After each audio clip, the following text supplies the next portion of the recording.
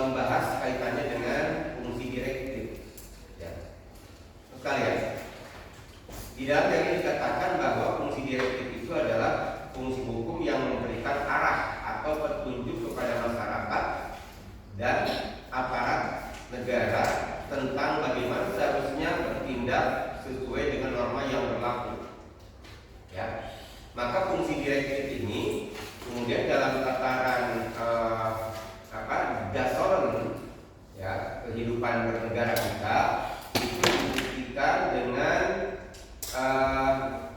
di pemerintahan pusat maka dikenal ada undang-undang RPJPN. Ya. Kemudian ke bawahnya ada undang-undang RPJMN. Sudah dibahas belum? Ya. Kemudian ada undang-undang tentang APBN. Ya. Sebelum itu ada undang-undang dasar dulu sebetulnya. Kemudian ada undang-undang tentang rencana nasional. Ya, jadi di pemerintahan pusat itu ada Undang-Undang Dasar 45, kemudian masuk ke Undang-Undang tentang Perencanaan Nasional, ya Perencanaan Pembangunan Nasional. Yang ketiga adalah Undang-Undang tentang RPJPN, keempat adalah Undang-Undang tentang RPJMN, kemudian yang kelima adalah Undang-Undang tentang APBN. Itu instrumen hukum yang berfungsi direktif di pemerintahan pusat. Kemudian di pemerintah daerah, turun provinsi, maka ada perda tentang RPJPD ya di provinsi, ada perda tentang RPJMD di provinsi, ada perda tentang APBD ya ini di provinsi, kemudian ada Pergub peraturan gubernur tentang RKD rencana kerja daerah. Jadi kalau di provinsi berarti ada 4 ya, di pemerintahan pusat berarti nambah 2 tadi, ada undang-undang dasar kemudian undang-undang tentang perencanaan nasional ya. Di Kabupaten Cianjur maka ada perda tentang RPJPD, ada perda tentang RPJMD, ada perda tentang APBD, ada Pergub peraturan bupati tentang RKD rencana kerja daerah. Jadi di pusat ada kurang lebih 5 ya, 5 betul. Undang-Undang Dasar 45, Undang-Undang tentang Perencanaan Nasional, Undang-Undang tentang RPJPN, Undang-Undang tentang RPJMN, Undang-Undang tentang APBN. Di pusat ada 5, di provinsi ada 4. Perda RPJPD, Perda RPJMD, Perda APBD, Pergub RKD. Oke. Kemudian di Kabupaten Cianjur maka ada perda tentang RPJPD, ada perda RPJMD, ada perda APBD, ada Pergub peraturan bupati tentang RKD. Jadi ada 4. Itu yang masuk kategori hukum yang berfungsi direktif di nasional, pemerintahan provinsi dan kabupaten kota ya. Nah itu. Nah, di dalam teori dikatakan fungsi hukum yang memberikan arah atau petunjuk kepada masyarakat dan aparat negara tentang bagaimana seharusnya bertindak sesuai dengan norma yang berlaku. Ya, jadi gaya dan pembangunan itu adanya tadi di instrumen-instrumen itu. Ya. Kemudian bagaimana teori yang disampaikan oleh Profesor Sachito Raharjo? Ya. Dia mengatakan fungsi hukum sebagai direktif, berarti hukum memberikan arah bagi perilaku masyarakat agar selaras dengan nilai-nilai sosial dan cita-cita keadilan. Jadi kalau Profesor Sachito mengatakan hukum mempunyai direktif, ya, berarti sebagai memberikan arah, atau orang mengatakan politik hukum, ya. Jadi pembangunan itu harus sejalan dengan tadi. Di pusat ada Undang-Undang Dasar 45, kemudian ada Undang-Undang tentang Perencanaan Nasional, ya, ditambah dengan RPJPN. Jadi itu adalah direktifnya dari itu.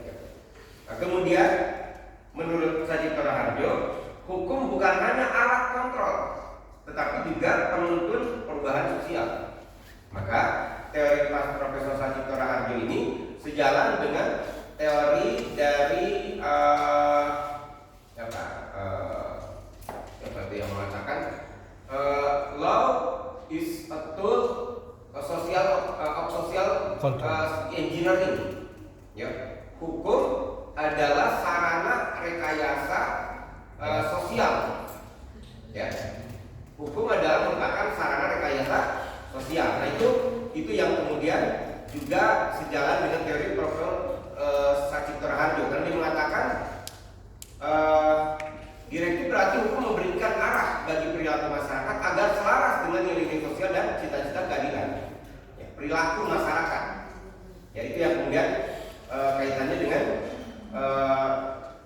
teori dari Profesor Sachitto Raharjo. Ya.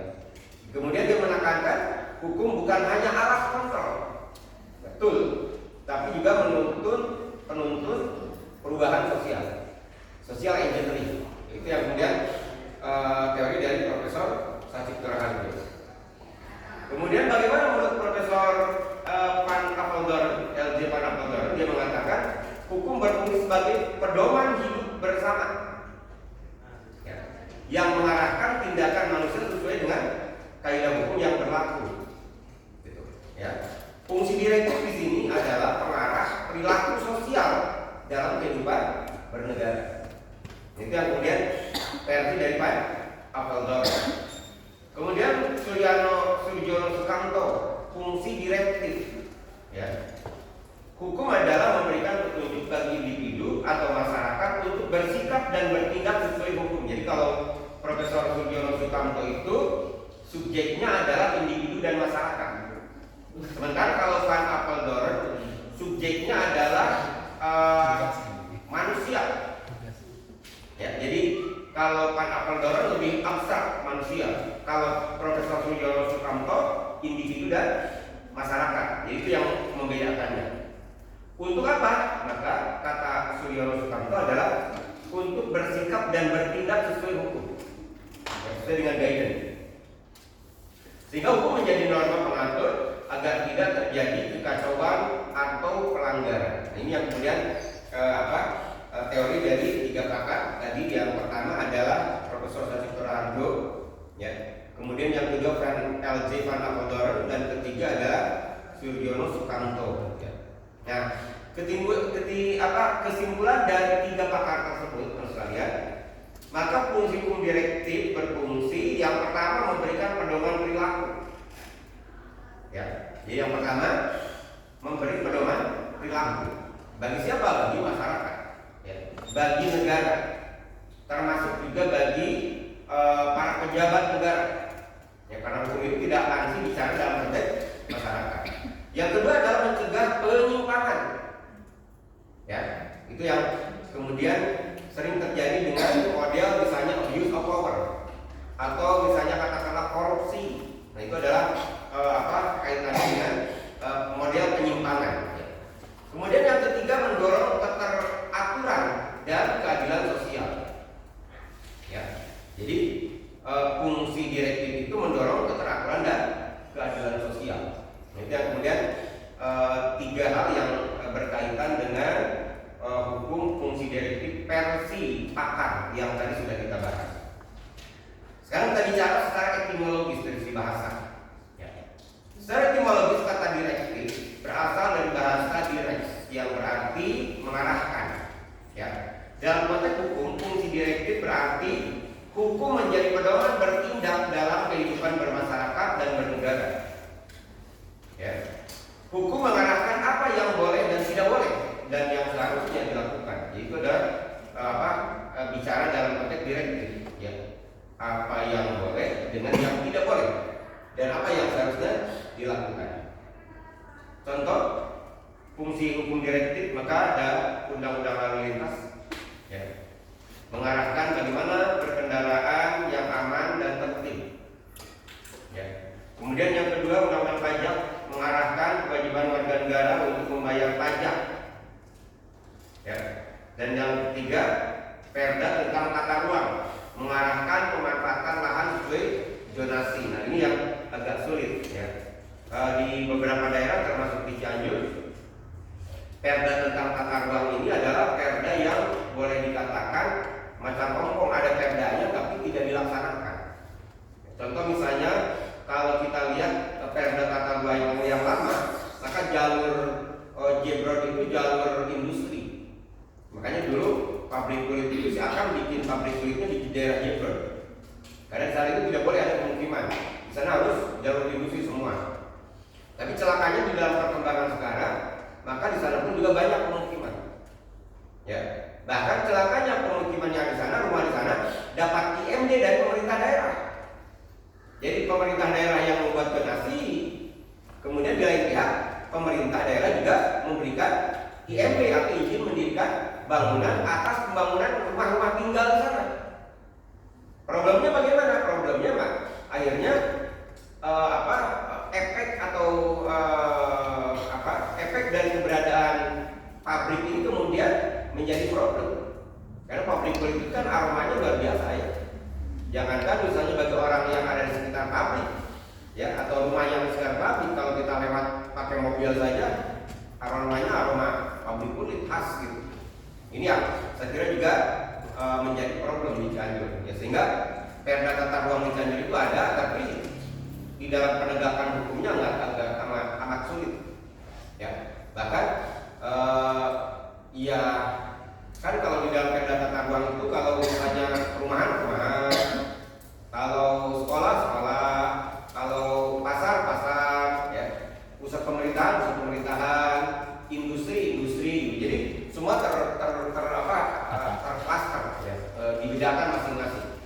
Nah di Cianjur itu sudah antara perumahan dengan industri itu jadi satu. Contoh di Jebron itu tidak hanya industri, termasuk juga perumahan di sana.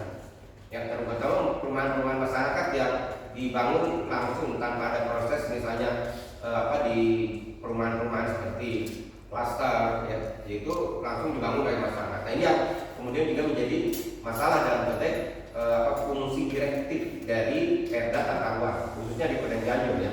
Tapi saya kira di daerah yang lainnya adalah besar. Ya, apalagi di daerah yang padat, ya, di Jakarta misalnya agak sulit ya.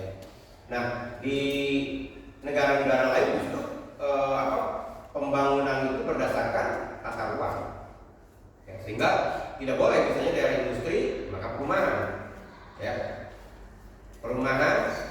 fasilitas umum, rumah sakit, kemudian ada pasar, itu ada satu kawasan, ya. Tapi itu kemudian harus terpisah dengan misalnya industri, karena industri itu pasti ada efeknya, ya. Kalau kita lihat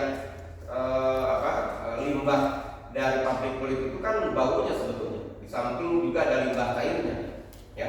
Dan itu yang kemudian bermasalah kepada masyarakat. Nah, ini yang kemudian bicara tentang perda tata ruang sebagai gerakan atau normatif, yaitu memberikan petunjuk dan batasan tindakan kepada masyarakat agar sesuai dengan nilai hukum, keadilan, dan ketertiban. Jadi 3 hal yang menjadi fokus dari fungsi direktif. Yang pertama adalah kaitannya dengan penegakan nilai hukum, yang kedua kaitannya dengan keadilan, dan yang ketiga kaitannya dengan ketertiban. Itu adalah